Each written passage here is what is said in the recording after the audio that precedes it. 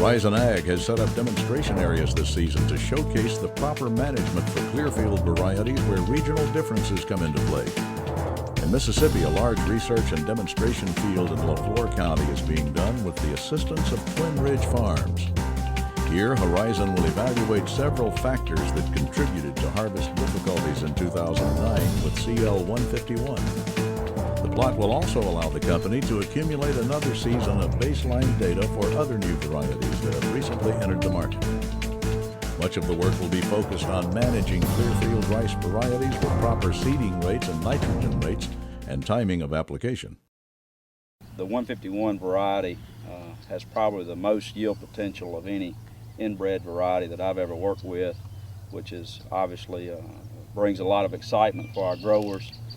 We did have an unusual weather event last year with having over 20 inches of rain during the optimum harvest time, and that obviously played a tremendous role on that variety as well as others that did lodge.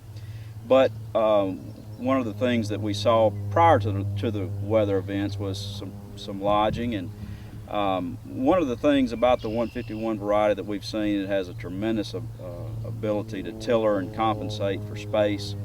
And one thing that we have seen in other varieties, when you start lowering the planting rate, the seeding rate, then that plant will start to tiller out, and it really, in a lot, I guess to make it pretty simple, it changes sort of the center of gravity for each individual plant.